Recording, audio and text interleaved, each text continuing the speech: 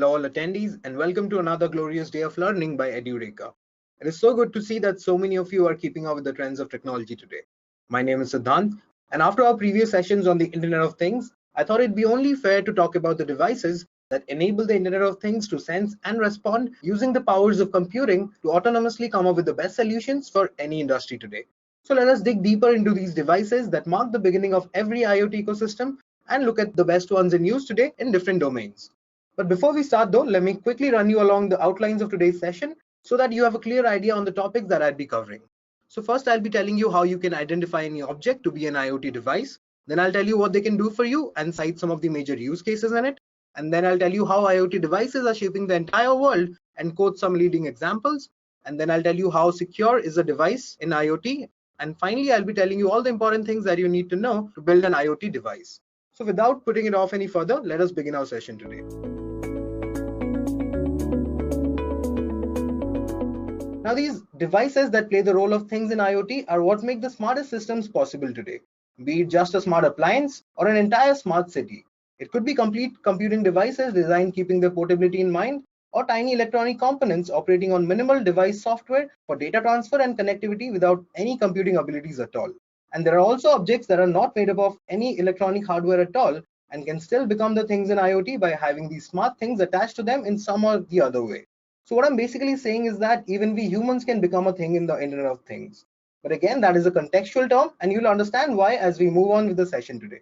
So for now, we can just say that any device, however puny or powerless, with the ability to receive or send data, allowing it to communicate over networks, can be called a thing or an IoT device. Also, it should be serving a purpose, like either collecting some information or delivering some outcome. Now, that is the least any IoT-enabled device or thing in IoT will require today. Even though the bigger devices have diverse features and can be more powerful, it is the miniaturizing of computer hardware that has truly given the Internet of Things its edge in the market today.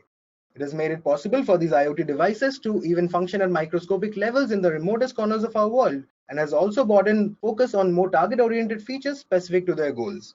Plus, with devices running on incredibly low power levels and operating with such minimal resources, the things in IoT come with the promise of implementing solutions in the most cost-effective way possible without compromising on the system's accuracy. This is because at their smallest levels, these things are embedded with just enough technology for them to communicate over the internet and other networks to get the data analyzed, stored, and processed over that network or over the cloud, rather than physically housing all those technologies on themselves. Also, such low power levels are perfect for the little chips, sensors, and other low energy components that these devices use for their operation. But like I said, they're substantially equipped to connect wirelessly for exchanging data and performing actions based on them. Also, such low energy modes of connectivity make it easy for these things to operate just about anywhere while letting us control and monitor them remotely for almost any part of the world. So it is as if the British technology pioneer Kevin Ashton, who coined the phrase Internet of Things back in the 1999, somehow knew of these potentials that IoT brings out in devices today. Okay, I can see that somebody has a question. So Thomas wants to know if it is only these small devices that are a part of IoT, or even the larger devices can be called things. Well, Thomas, any device that has the ability to connect to networks and can solve a purpose like performing some operation or collecting data can be called a thing in IoT. Although Internet of Things aims to be available for even the smallest devices. So I hope that answers your question. So let us move on now. So let us see what things can do for you. So one of the most popular implementation of these things and their applications have been in the sector of home automation today. The use of Internet of Things in this industry has got the world closer to achieving a dream home powered by the smartest systems using these IoT devices. And these systems have been built such that all its devices can intercommunicate to allow owners a customized access to all aspects of your home, like your lights, your locks, or the inside environment, or security cameras, or even your total energy consumption. With the brand-specific IoT platforms and clouds behind them, these IoT devices are now capable of exhibiting ambient intelligence and also stay connected to the internet for driving real-time operations. So let us get into some examples of IoT devices used in most smart homes today. And we must begin with the tunable smart lighting systems like Philips Hue Smart Home Lighting or the TP-Link multicolor smart Wi-Fi that can be easily controlled using your smartphones with the option of creating custom lighting automations from anywhere in the world by just being connected to the internet. With smart lights like these, you could turn them on or off anytime and tune the color and the brightness of lights in your homes remotely, no matter wherever you are. Moving on, did you know that locks and keys are getting old-fashioned nowadays? No, it's not a joke. Smart locks are a part of almost every smart home today, and the August Smart Lock third generation is one of the newest and the hottest ones on the market today. What makes it stand out among its peers is that it comes with Bluetooth support, so that you won't need to worry even if your internet is down somehow. With a device like this that attaches to your existing deadbolts, you'll always know if your door is completely closed and locked. With its door sense technology, it'll even remind you to lock your doors when you're leaving or tell you if they were properly closed or not based on the location of your phone.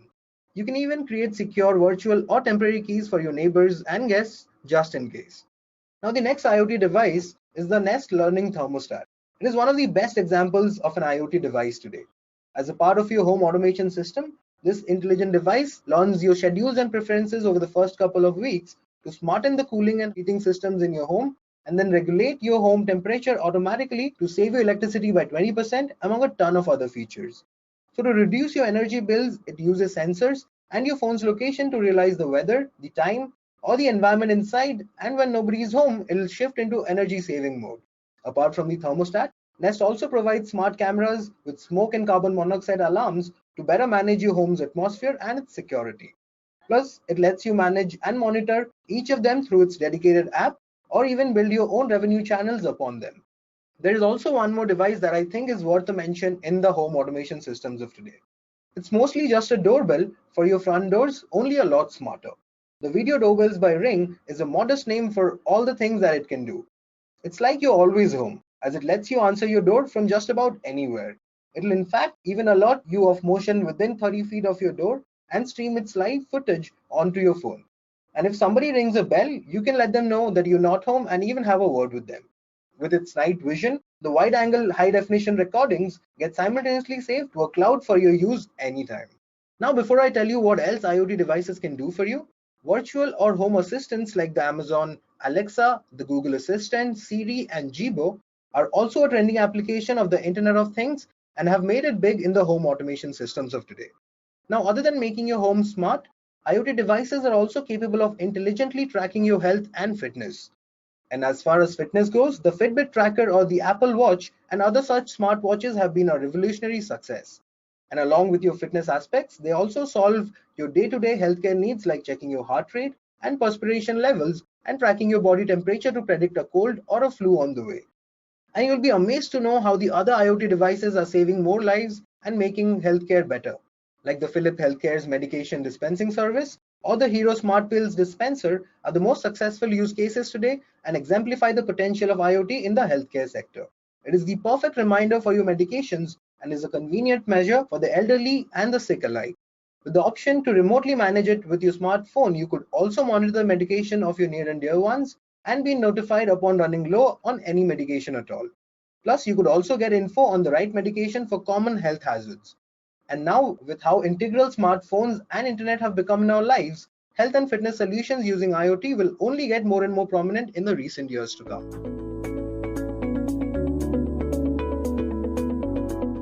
So apart from the personal benefits that you can get as a consumer or a user, IoT also aims to impact the greater good. The talk of smart cities is prevalent these days, where the waste management system is more efficient, pollution in the environment is checked, and even the outdoor lighting and traffic signals are equipped with motion sensors to ensure energy conservation by turning on only upon detecting traffic updates in its route or upon sensing pedestrians and vehicles nearby. Now let us look at some of the other sectors of service and civic amenities that these IoT devices are powering to up the efficiencies of our world today. One of the most visible smart systems in place is in the domain of transport and automotive today. And along with more and more connected car platforms today, there has also been a lot of hype around smart and self-driving vehicles hitting the lines of transport very soon. Plus, with the maps providing real-time intel and the modern vehicles housing numerous sensors in them, you could always tell which way to go or what parts need to be looked at. Like say tracking the fuel consumption, altitude, and maintenance issues of flights in real time without waiting for it to land every time can help in anticipating problems to schedule maintenance prior to its arrival so that delays and mishaps are minimized in the aviation industry. Another major area of application for IoT devices is in the field of agriculture. A sector that is often neglected despite its utmost importance can now be brought up to speed with IoT.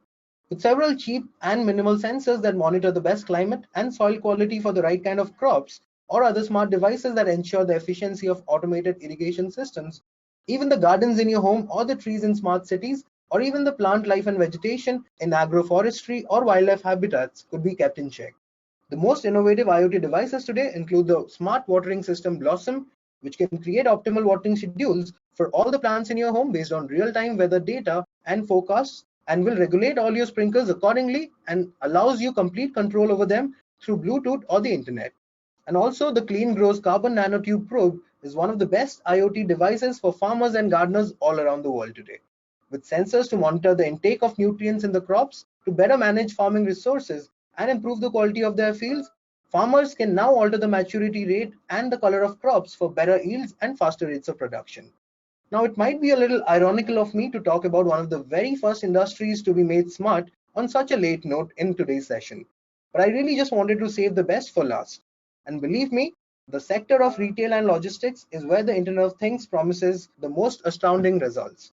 With IoT devices already being extensively used in shopping, restaurants, hospitality industries, and many other businesses to control the supply chain effectively and obtain valuable insights based on them, and manage their logical or merchandising expenses in the best possible ways. Now, the Q-Hop is one of the leading examples of Internet of Things being used in the retail today. Typically designed to bring in seamless autonomous checkout technologies to all retail verticals by digitizing the checkouts through RFID tags that only unlock after its payment is processed. The sole purpose behind it was to allow users to self-checkout in stores, although it is mainly used for security reasons today to inhibit petty thefts in stores. But guess what? That was before the inception of Amazon Go earlier this year. Now, the technology inside this convenience store will really seem like it was pulled out from the future somewhere. Although it is so new that there are only 3 locations with these futuristic stores so far. So, operated and managed by the online retailer Amazon, these stores can give you a shopping experience unlike any you've ever had before. With the idea essentially being grab and go, these stores will just need your Amazon Go apps for you to enter, and then employs computer vision, machine learning, and sensor fusion to automatically add items that you pick instantly onto your virtual cart, and will also remove them off just as promptly if you keep them back. Now, once you've grabbed all the things on your shopping list and are ready to exit, all you need to do is just walk right out of the store. Yes, no more lining up in busy queues of the usually limited checkout counters to wait your turn for the purchase. You can exit the store without even having to pull out any cash or a card, and you will find the amount for all the things that you walk out with debited simultaneously from the balance in your Amazon account. Such a smart system could also check the inventory regularly to notify retailers on the need for restocking, and even helps to manage the supply chain in a better way. Now, there are also other promising areas in logistics that IoT devices have started to impact. Like in the case of shipping cargo or fleet management, smart Bluetooth low energy tags are attached to the items being moved for remotely tracking their exact locations, speed of transport, and storage conditions. For instance, the Things.io is a simple IoT platform that provides a dedicated cloud-based dashboard for better logistics by enabling access to real-time and reliable inputs from its connected smart sensors and paired location trackers, irrespective of wherever they might be. So all the use cases and the respective IoT devices or things we just went over are only a select few out of the countless applications of the Internet of Things that can drive almost any sector today. And these IoT devices could be things themselves or even attached to someone or something to make it a thing in IoT. Like even a person with a heart rate monitor could be a thing in IoT as it collects and provides information that can act as inputs to other smart systems to operate on. So the baseline for anything to become an IoT device could be laid out as any object with a unique IP address for communication over networks and the ability to gather and transmit data or receive data and perform tasks based on it. And the embedded technology in these devices are what interact with either the internal states or the external environment to capture all data and drive decisions made upon them. Now, with the Internet of Things being such a large community of different devices, the challenges of IoT devices mainly start with communication, as the protocols and languages used by each of them vary hugely due to the lack of common standards for all of them yet. And this lack of a uniform and secure standard across all IoT devices poses great security risks, making them highly unreliable for most important operations and interoperations today. Also, without customers being assured of the privacy and security of their data, There is just no reason for them to risk using or adopting such insecure solutions. But do you really understand what the role of security in IoT devices is today? Well, let me tell you about a major cyber attack that happened back in October of 2016. A large distributed denial of service attack, dubbed Mirai, affected DNS servers on the east coast of the United States, which disrupted services all across the world. Upon further investigations, this issue was tracked back to the hackers that infiltrated smart networks through the IoT devices being used in them, like the routers or the camera. So that brings about the situation wherein our devices and data are all remotely connected and stored upon these networks, and its security gets compromised. We might even not know it over the first few days or weeks, and it might be just too late by the time we do realize. Now, the way in for these hackers were undoubtedly a result of poor practice at some end, like say the use of default passwords rather than changing them. Hence, the adoption of better practices and the reinforcement of proper authentication, network segmentations, encryption, and cryptography can still make the things and its systems quite secure, given that we start making sure of building them up securely from our end as well. Plus, the issue of overall connectivity is also a feat that our world is still striving to achieve but hasn't been able to accomplish yet. That brings us to the last topic for today. So let me tell you the important things that you should know to build an IoT device. So building an IoT product or device or solution must be done thinking about the relevant purposes that it can serve and the ways in which they can be prepared to work for at least the next couple of decades, along with the option and space for quick improvisations and upgrades. And just like we saw in all our examples today, you must have understood the two important categories that IoT devices are mainly made up of. The first is the hardware aspect, and the underlying rule is to aggregate the hardware in the most minimal way you can without compromising on the primary features that you want your device to use. Now, these features are mostly due to Bluetooth low energy sensors or beacons connected to the internet, or a customized product with probably a combination of these on a circuit board made up of a semiconductor like silicon, and may also house other components like transistors, resistors, receivers, transmitters, actuators, an integrated circuit, or a microchip. So most devices like a smartphone are a result of such combinations on a little more complex level with proper casing and with the second most important aspect of these devices. So the second important category in IoT devices is the software aspect. On the device level, the size of your software will depend on how minimal or bulky your device is and what are the components that you're housing on it. On the most basic note, the device software only needs to be enough for handling the operation of your device, driving components to collect data and converting them into transmissible form, connecting to networks, driving the transmitter to send data, and the receiver to receive data to and from the network, and converting it to the machine understandable form for driving components to perform some task or display some outcomes based on the received instructions. Now, all this will require very minimal software, unlike the software on your phones that come with entire mobile operating systems. All the other important software for intelligence and smartness in these devices will be provided by the underlying cloud infrastructure and even by the mobile apps or web dashboards. The software aspect of IoT devices is in fact what controls the hardware aspects to sense some information or perform any instruction. While both aspects are the most integral parts of an IoT device, you might also need to overcome a few more hurdles before your IoT device is truly ready to implement smart solutions and power smart systems of our world today. These hurdles could be connectivity issues or compatibility problems or security and privacy concerns. But don't let the obstacles dishearten you. Instead, just consult people with knowledge on the same for any and all questions that you have, or just post it in the comment sections below, and I'll get you all the help that I possibly can. So that'll be all for today. I hope to see you all again. Until then, happy learning and cheers. I hope you have enjoyed listening to this video. Please be kind enough to like it, and you can comment any of your doubts and queries, and we will reply them at the earliest. Do look out for more videos in our playlist and subscribe to Edureka channel to learn more. Happy learning!